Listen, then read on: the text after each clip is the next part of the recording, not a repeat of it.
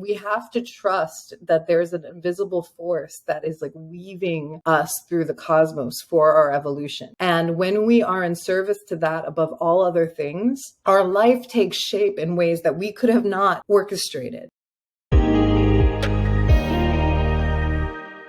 Hey guys, welcome to our SoulFam Podcast, where I interview space holders from all over the world. I am your host, my name is Karolina, and I'm the Connection Catalyst. I help spiritual entrepreneurs experience deeper connection with themselves, with others, and with the universe. Today on the show we have Michelle, the healer and the empowerment coach. Welcome to the show, Michelle. How are you doing? I'm doing very well. Thank you so much, Karolina. Thank you. I am super excited to talk to you because you do so many cool things. I know that you do sound healing and channeling and energy work, and you work with prayer and lineage healing, karmic release, a lot of cool things that I am really curious about.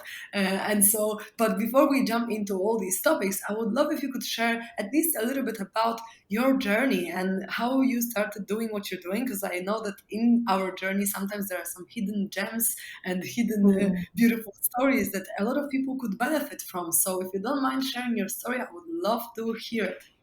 Sure. Let me siphon which gems want to be mined for this moment. So I grew up in a spiritual family. My father found the path of being an Orthodox Jew when I was like 4 years old, and my mother is a New Age, beautiful gypsy healer woman herself. But just like many fractures in this world, they're dynamic, even though that there are two beautiful people because of their own traumas and abuse. Like it wasn't quite a healthy relationship. And so they split up, and my father went into like this very law abiding patriarchal sort of consciousness. And my mother went into like this very witchy kind of truth. And I ended up going and living with her, going to a Jewish private school and studying energy work and Reiki at like 9 years old, and her bringing me to Ram Dass at a very young age, and like the very new age practical beliefs, and then doing acid when I was very young, and psychedelics and mushrooms and all of those things. Fast forward in the What? journey that led me to This is ayahuasca medicine, crazy. and my whole life has been about festivals and transformation. I have 5 planets in Sagittarius, so my dharma is to be a spiritual teacher. And my particular journey is, I feel like, a slower kind of burn before, like, there's a lot of influencer culture right now where, a lot of people, it's very trendy to be like a teacher or a spiritual teacher and healer. But there's this hidden, authentic weaving of something that's very ancient and very quiet. And I feel like my work in particular is to hold that space and that frequency, which is like, I literally just launched a program yesterday called Surrender.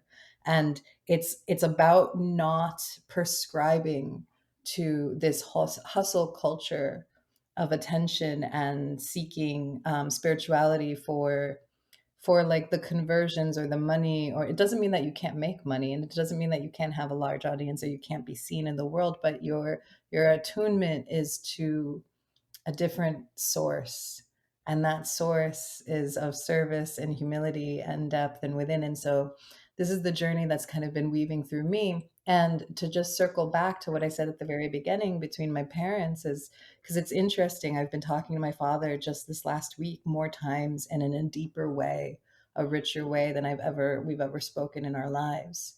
And I think it's because I'm doing some network chiropractic, like with my spine. So I'm actually getting my own energy work done.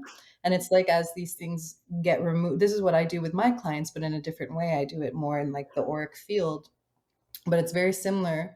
And when and the same thing can happen in ayahuasca ceremony, when we transmute the karmas and the pains, it's like our life changes and we literally come into a new vibration.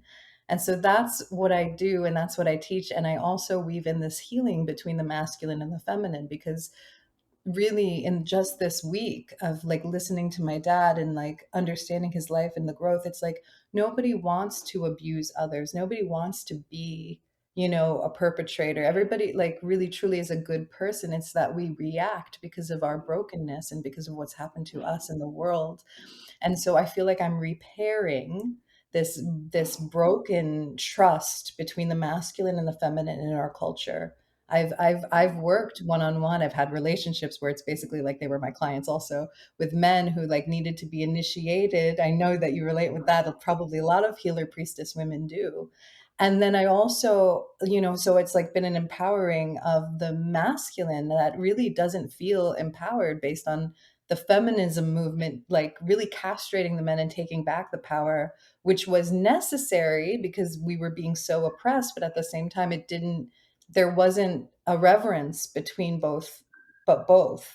And I feel like true healing is this real deep, like need that we both have for each other. And right now we live in this world politically where we're like this side versus this side. We're like really in the duality, and it's not helping.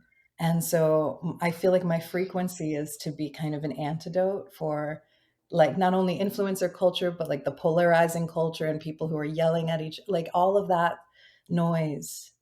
And then like I want to be like a quieter, healing energy that just by my being. And that's what I'm training other women to do right now. Not only the women, I've been working one-on-one really deep with women for the past since 2018. So I guess it'll be almost 4 years now, this year, which is super cool. And it's been really beautiful to see how these women shapeshift in my container. But now I want to work with like a group of women for 6 months where it's like like I see it like a priestess. It's like I would be that role of like high priestess and other women holding that priestess space so that our work can ripple out and like serve the collective in the way of truth, which is like this really quiet reverence and like being an embodiment of healing, not doing anything, but being it. So that's what I Mm, want to that's so perpetuate in the beautiful. world. It's Yeah. really landing in my heart, and especially that I feel like I need this kind of balance of this kind of energy because I'm more of a intense, joyful, excited, just like everywhere energy, and I just love connecting with people and being adventurous and traveling the world all the time. And I feel like it's a beautiful balance to connect both, to like be out there and do something great for the world and connect with people, but also to be more grounded, to be present, and to be within way more. So I think I'm really grateful that we're connecting right now and exchanging energies because I Yeah. feel like your energy is going to be really useful for me to embody as well, just by Good. presence, being in alignment, and healing. Because I truly believe that you can heal in many different ways, and presence is one of the most powerful ways of doing that because I really believe that you're then gathering your all energy inside when you're present in the moment. Your energy is not distracted anywhere else. And so I think it's such a healing container that you can create for yourself when you're here and now, when you're grounded in your presence. So yeah, and it comes with alignment as well, and it's beautiful. And so you were saying about the integration of the divine feminine and masculine, and so I know that in your in your surrender program, you also have different archetypes, embodiments, right? Like you work with different archetypes, and so I would love you to share about these archetypes that you are getting people to embody and what they mean and what they represent, because maybe the people who listen could also benefit from knowing like what exactly we can embody and how we can use this potential of the archetype in our life and utilize it for our own good. I think what's missing, what I've seen, so everything when we problem solve, I guess, in the universe, or when we create something that can be of service to others, it's like we look at like not only what do I need and what my instruction is, but also like what would benefit the whole. And I feel like what I see a lot of in the world, especially, I've been doing a lot of feminine embodiment work, polarity teachings. They trickle down from the teachings of David Data, but there's this I don't know, culture that's very is in the archetype of the maiden. So just to answer the for those of you who are unfamiliar with the archetypes, there's the journey of womanhood can be labeled as maiden, which is, obviously young mother, and then the crone. And then for the men, it's stag energy. So they're like the stag, and they're all like ferocious and young and virile. And then there's the father, and there's more of like a balanced energy there, the king, the solar king, that archetype. And then the sage, the wise one, the magician, like the magician, but the sage has like a very deep, like the warrior who chooses not to fight because he knows he's already been there. He's been on the war field, on the battlegrounds. He doesn't have to fight. He can choose to, stand down on a battle and still keep that power and that integrity. There's a maturity in these archetypes that I see like a lack of in this outer culture of how we're all like presenting ourselves. And then we want to talk about like the polarity and the dance of the masculine and the feminine. There's the hustle of like the masculine, like go out, get it, manifest your dreams. Think of like if you think it, you created hustle, like boss babe, like all that stuff. And I remember like a few years ago, like 3 years ago, I was like, oh, I want to do that. And then really seeing how and the women who came to me for healing were women who were very much doing that and very successful in the world, but very much missing, like they felt like empty because they were negotiating their divine receptiveness and their woman, like the juiciness, and then they were having to cultivate it in these other programs of like, okay, well, let's dance and let's be in our feminine embodiment. But then there was in those programs no like true queen majesty energy of like an inner warrioress. It was all like very floaty and, oh, I'm a goddess, and it's very surface level, right? So I'm like, fuck that. Like fuck all of that. Like I don't want to be like, none of that makes any sense to me. Like let's like negate our feminine completely so we can go achieve. That's terrible idea.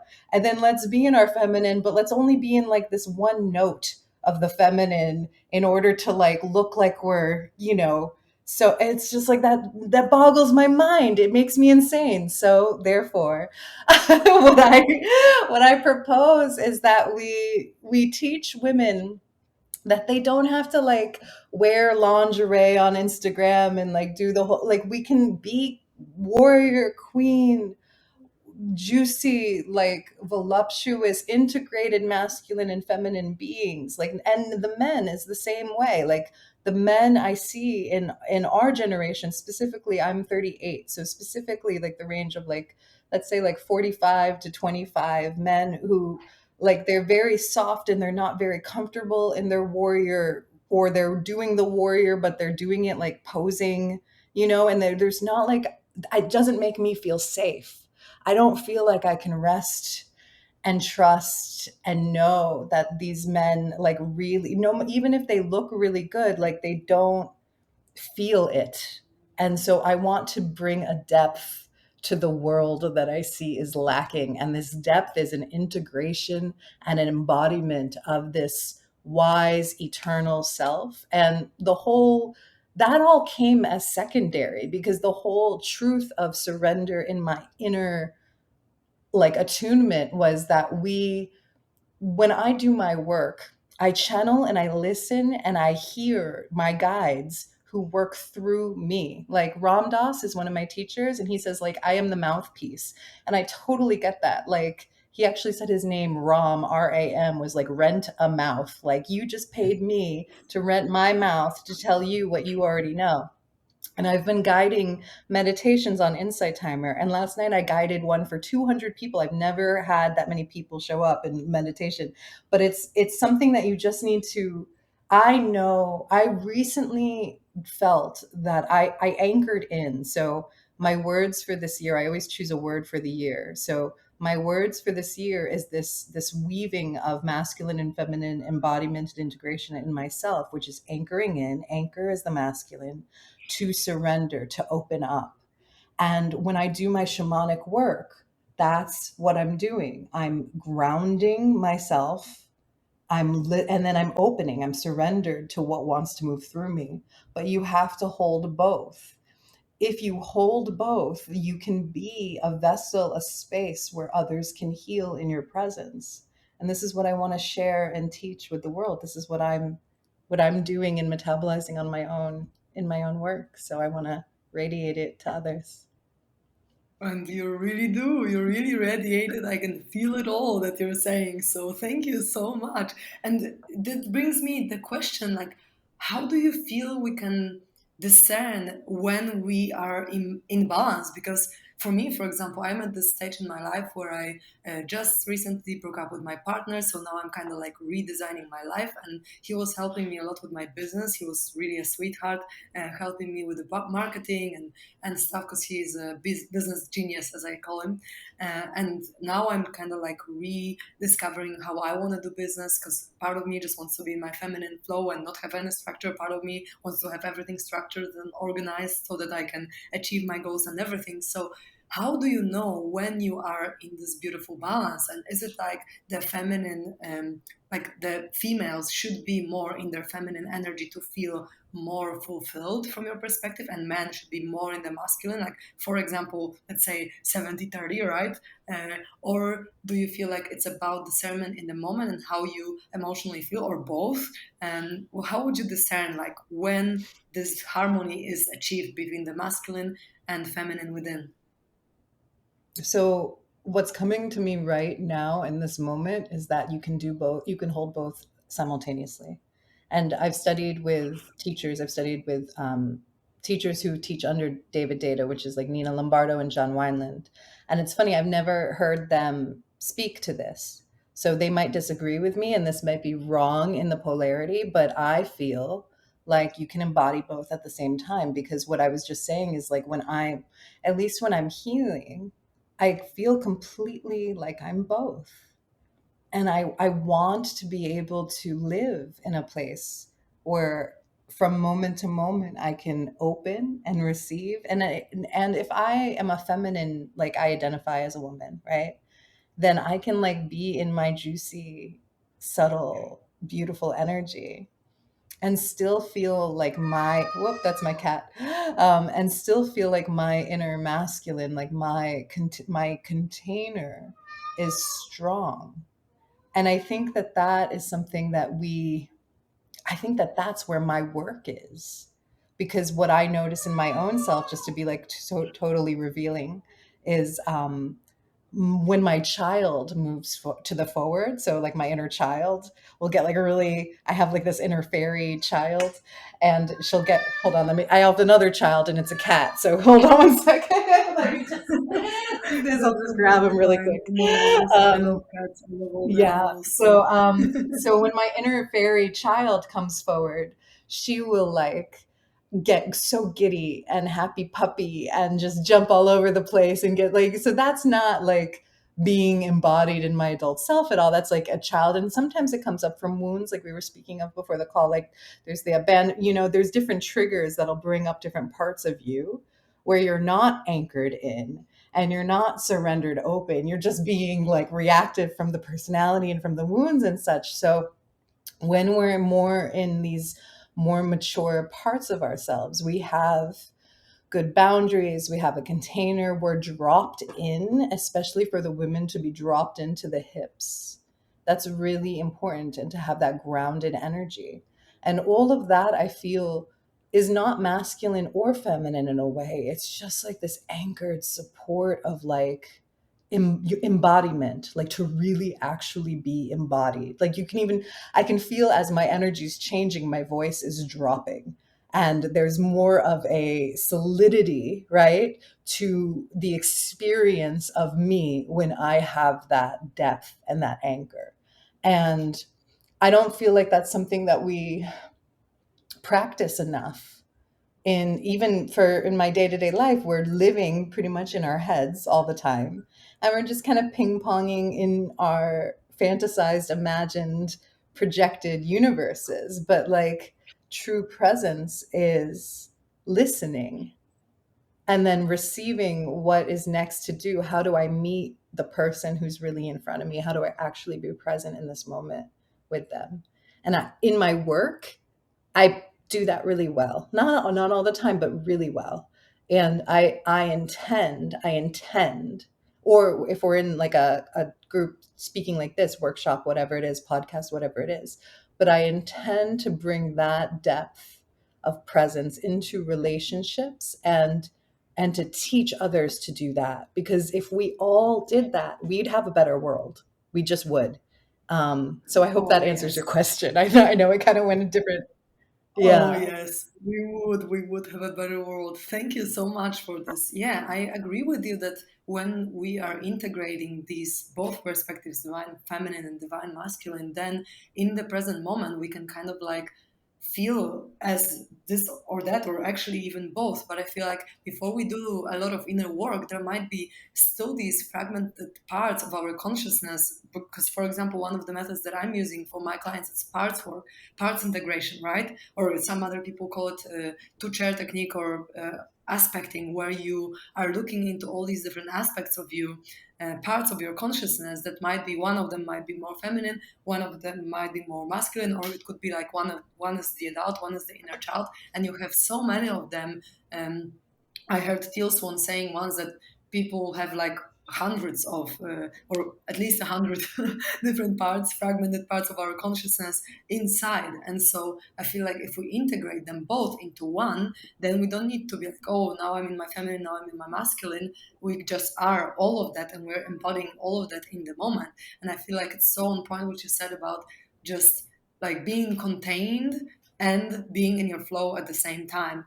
Because that's what I feel like this is where the true integration happens, right? When you have both, you can be in your flow, but not to the degree that you're just like out of everything, and you never plan anything, and you just don't have this container at all. You're just in your flow, but still within some containment that you create for yourself. You don't even need other people to create it or anything. But that brings me to also a question that because I've heard once on this workshop on the festival that one of the ladies shared, the Polish lady, Magdalena. She was saying how she feels like females should embody like 70%, let's say, of the feminine energy and 30 of the masculine, in order for the polarity to exist, and in order for us to need each other. Because if we would embody 50-50, then there would be no attraction, no polarity, right? And then we wouldn't really need each other. And it's not about needing the other person to be happy, but if we don't need anyone at Mm. all, and we're just super independent, and not I don't mean autonomous, but I mean independent, like, okay, we can just handle it by ourselves, and we don't need another person. And surely some people love to live like this, some monks in the caves or whatever. But if you want to actually have a relationship and have a couple, then she was presenting this perspective that you need to embody more of your feminine if you want to be a, let's say, a feminine force in relationship.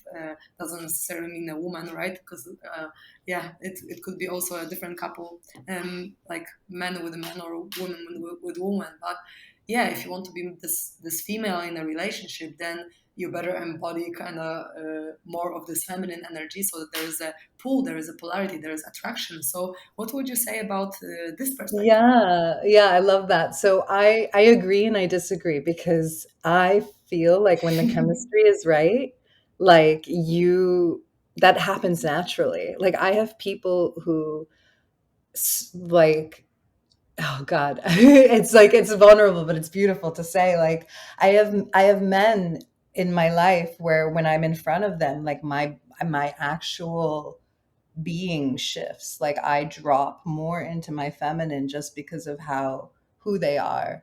And my heart opens and I get really soft. And so there's like this beautiful dance in that way. It's very tantric in a way. It's very like the energy. It's also like with healing itself, like you move energy. This is the whole thing about the balance. It's like you surrender, you open, you help form the container in which the energy expresses itself, but the energy moves on its own. You don't like micromanage where the energy goes. This is like sex, and this is like, and like it's like a beautiful dance, and you just weave in that space, right? And so I believe that like when you're met with different energies, you acclimate. And in that space that you're talking about, that people teach about, is like creating and generating polarity. It's an interesting thing for me because they talk about it in a way like it's in that theory like relationships are work and we have to like consciously create the dynamic. And I don't think that if you're in a relationship that's a, I mean, maybe I don't know because I, who knows about I'm not married, and I don't, who knows, I've had lovers that are usually past life, so I have an interesting whole thing with relationships to itself. So I'm not a relationship expert by any means, but I don't believe that, like, in, like, I don't know, status quo type of relating. And I feel like some, like, if you're like homogenized and then you're like trying to create it on top, it feels fabricated. Because I've literally been in front of men who have like just made me like, oh, like I just fall. You know what I mean?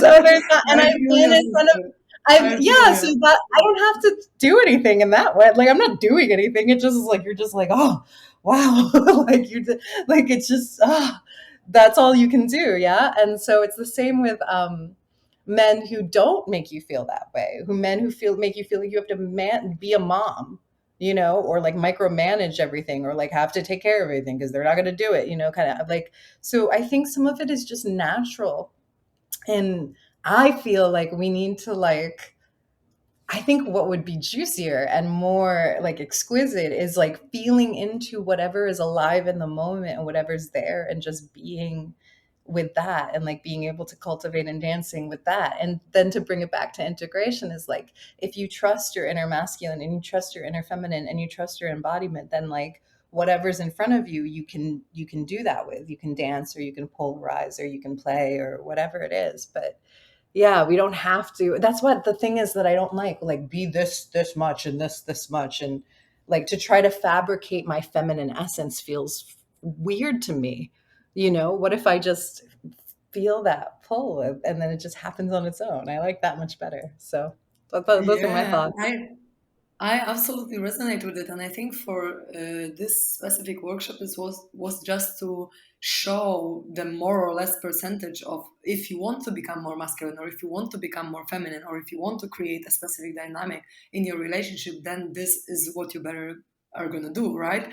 But if you Sure. are already embodied with your divine masculine and feminine side, and if you feel integrated inside, then obviously you can play with whatever comes up in the moment, because sometimes in any relationship, whether friendship or romantic relationship, you're gonna have to be the mom if your partner is triggered, right? And is in his inner child, and you're gonna be the lover if your partner is, Right. just hot and spicy, and you're gonna be all that, Totally. So yeah, Yeah. I agree with you. What you say, that you can just dance with whatever energy is in the moment, but I feel like for some people who are still at the beginning of their journey of discovering what Right. these energies are all about and how to balance them out, to having some kind of framework, especially if there are people who are not as embodied, in terms of not that connected to their bodies and how they feel inside, and what they, to their heart and to their intuition. I feel like for them, it's actually good to be like, ooh, okay, so am I in my feminine or masculine right now? And how much percentage wise, quote unquote,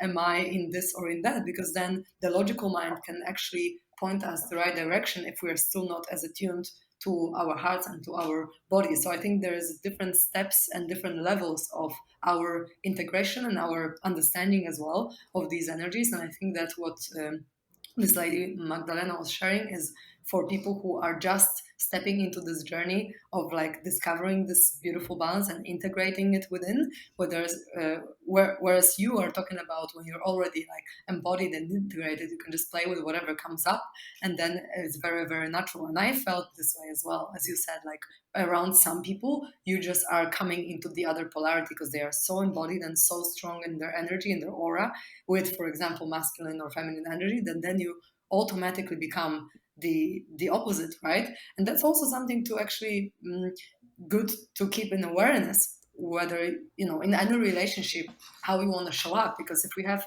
awareness of, okay, in this relationship I would actually like to be more feminine, I'm stepping more in the masculine, you can talk to this person and ask, and maybe it's going to be not aligned at some point, because sometimes we are automatically stepping into these roles of more masculine or more feminine, whereas it's not even sometimes aligned with us, I feel. So yeah, it's just really good to have awareness of that, because then you are able to discern how you're showing up, and maybe find alignment or misalignment in some of your relationships. Because honestly, if I met a person, a guy for example, that I would like to be with in a relationship, and he would be more in his feminine energy most of the time, it's probably not how I want to show up in the relationship if this is a person that I'm spending most of my time with, right? So it's really good to know, yeah, how you want to show up and how you want to express yourself, and it might change with some life situations and conditions for sure. But I think it's a really important topic to talk about, to just be aware of how you want to express yourself. So that's great. Thank you so much for sharing all that. This is beautiful wisdom flowing through. I really enjoy it. And so I have another question, because you call your program Surrender, right? Mhm. So I would love to explore this topic of surrender, because this is actually something that I've been practicing, especially recently, for myself, surrendering and really letting go. And just because, of course, of my relationship, I had to just surrender to the universe and let everything go and bring some new vibes, new yeah, things to my life that were not there before, and let go of all the past like contracts or whatever it was.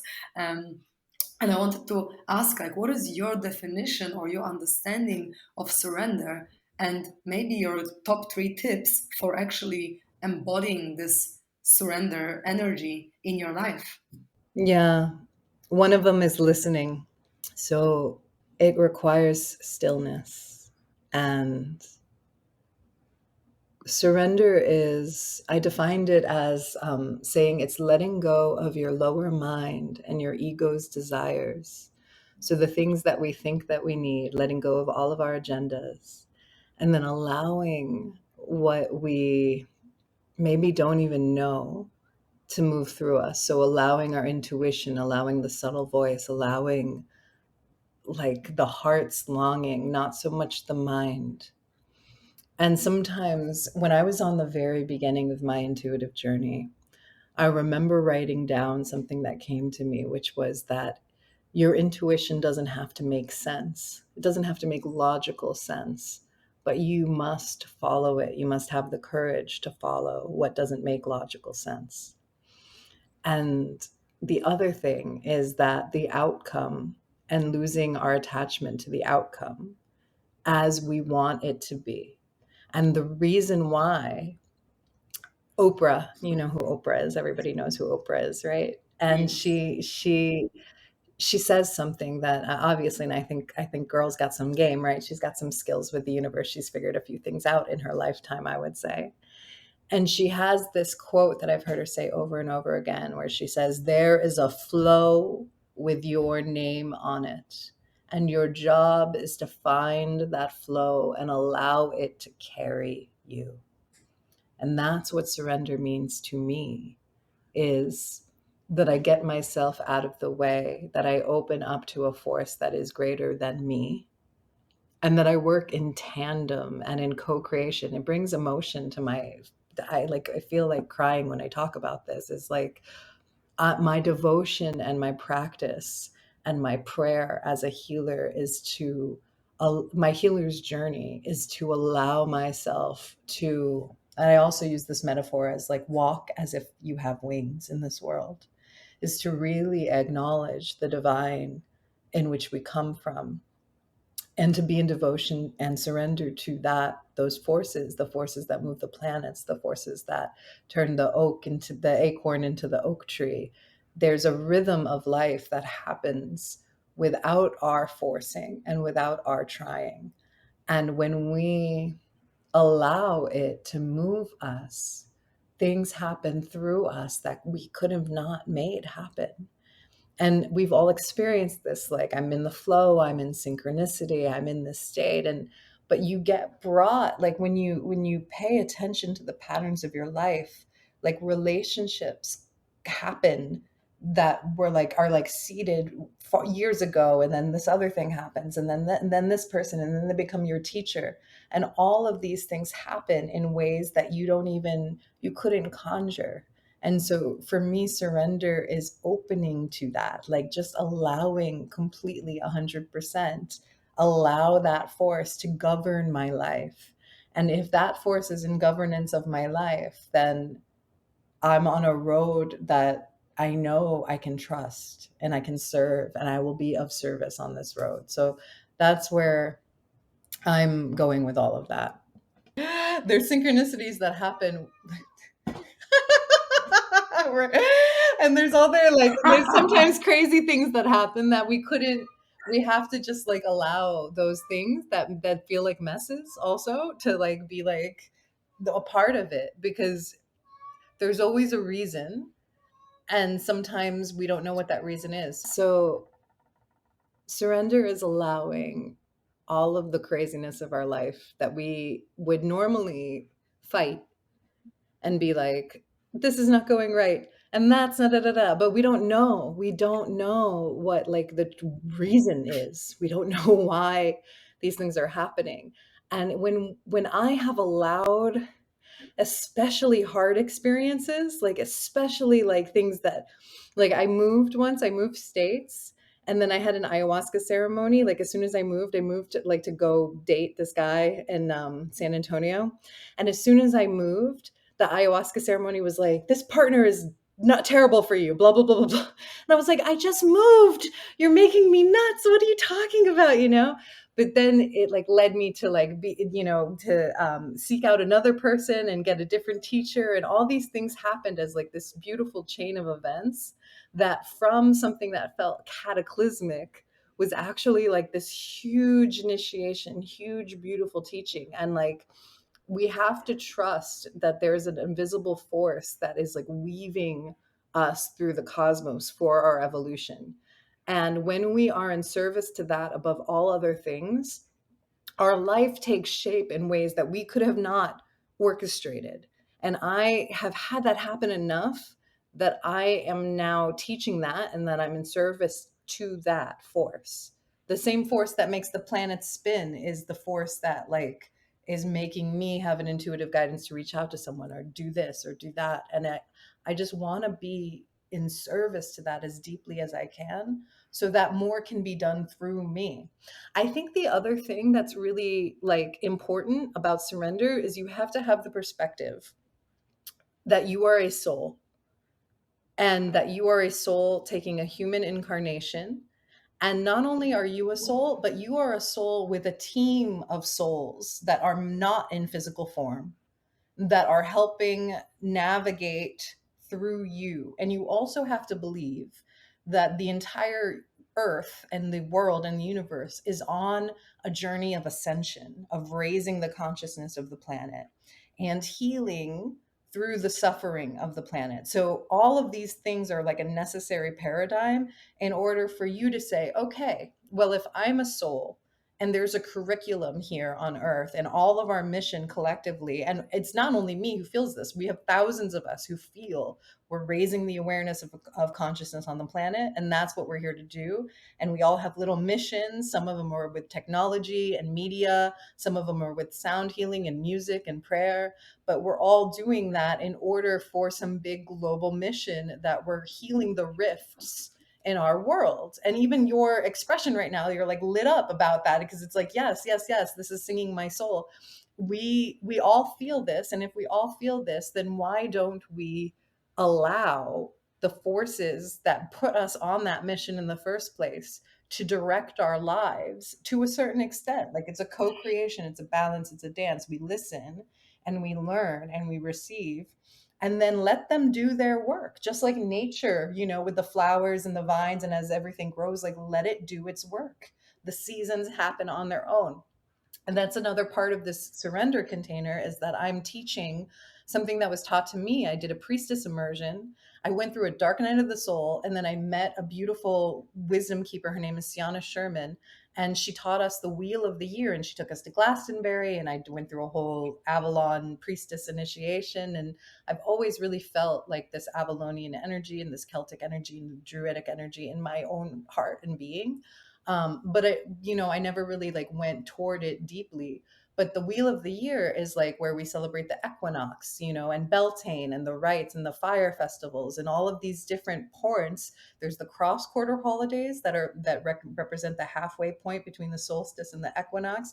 And this is when things change, that you can feel a shift in the frequency. So I think it's really important that we attune to the cosmic, and that we are aware of these like new beginning initiations chapters. There's the cycles of the new moon and the full moon, like we're all aware of that, but there's also the cycle of like the cross quarter holiday to the equinox, and then the equinox starts the cycle, and there's a 3 month chapter there in one respect, and then we get to the solstice, and then there's another three. So it's like we get into these portals every 3 months, there's like a new beginning. And I've noticed this, and I've also noticed the cycles of ascension seem to be like 4 years, from like 2012 to 2016, and 2016 to like 2020, and then now we're in a new one. And so it's like, pay attention to the patterns as they shape us in this natural law, as it weaves us, and allow yourself to be weaved by it. And then you become in attunement and in alignment. You are a vessel for healing, and then your work ripples out into the world. That's what I'm preaching. That's where, like, I'm preaching to the choir. Not only to the choir, I'm sure some of the listeners have not heard these perspectives before. Mm. All of that you're sharing, and I can really feel your embodiment in this. I can really feel that you have surrendered in your life and that it worked for you. And I've done it too, and I have some stories to tell. But I am really curious about at least one story of how surrendering has helped you. Some kind of like maybe most exciting or most crazy story, how when you surrendered, everything that you wanted showed up, just to inspire all the Mm. people who listen to surrender more to the flow of the Well, what's universe. coming, not so much like a success story of me, but I want to share with you something that one of my, he's now a guide of mine, but it was a man I knew in the physical. His name was Phoenix, and he was alive for 1 year when we met, and then he passed like almost exactly a year after we met in this lifetime. And he was so beautiful. I met him in 2012, right before my 30th birthday, right before my Saturn return. And a month, like, we he did a workshop at this festival where I was, and we were like instantly friends. And then he taught a workshop the following weekend. And in the workshop that he taught the following weekends, he was doing this beautiful, like, he made us all get up and dance in a circle. And I loved the frequency that so the frequency that you feel through me, and that you're like, oh my God, I totally feel this. It was like, he was my teacher of what that was, to like, he was so in his truth, and his truth and his medicine and his dharma and his consciousness was so aligned with my own. He's one of my soul family. He's one of my spirit tribe, completely. And then as he crossed over, he's become one of my guides really deeply. So there's a moment where he was making us all get up and dance, and he was gay, right? So there, in his last life, so there wasn't like a attraction in the way of like relationship, romantic. But I loved him so much in this moment of energy, this heightened energy in the room. And I went over and I kissed him, and I really poured all of my love like onto his cheek. I was like, I kissed him, and I gave him like like my soul through this kiss. Yeah. And I saw him spin around and wave that love out into the room. He took the love that I gave him and like sprinkled it like out throughout the whole entire room.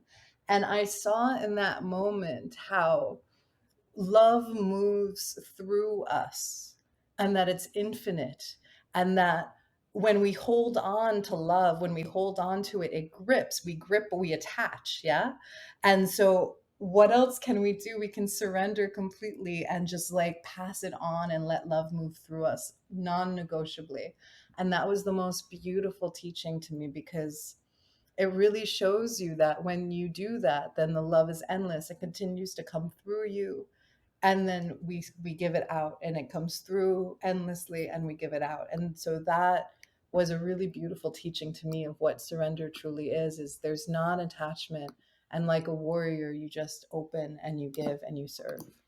And yeah, it was a really beautiful teaching, and I'm still surrendering to it. I'm still opening it up. So Wow, thank you so much for sharing all that. This is really landing for me, and it lands straight into my heart, everything that you're sharing. This is so beautiful. So one last quick question. Where can people find you? What's the best way to contact you? They would like to start this journey of sure. surrendering with you. So Instagram at Michelle Infinity. So Michelleinfinity.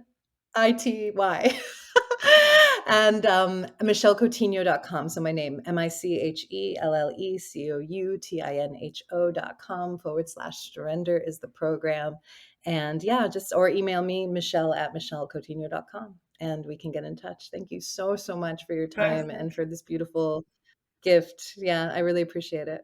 Thank you so much. And your energy is just so nice and embodied that it was a pleasure to share this experience of this conversation with you. So thank you so My much. honor. Sending you so much love, beautiful sister. Thank you.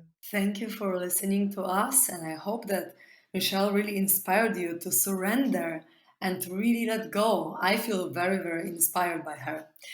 And if you're interested in contacting me, you can find me on The Connection Catalyst on Instagram. So if you'd like to be interviewed or if you'd like to have a transformative healing session, please reach out. And for now, thank you so much again for being with us and stay tuned to the next episode.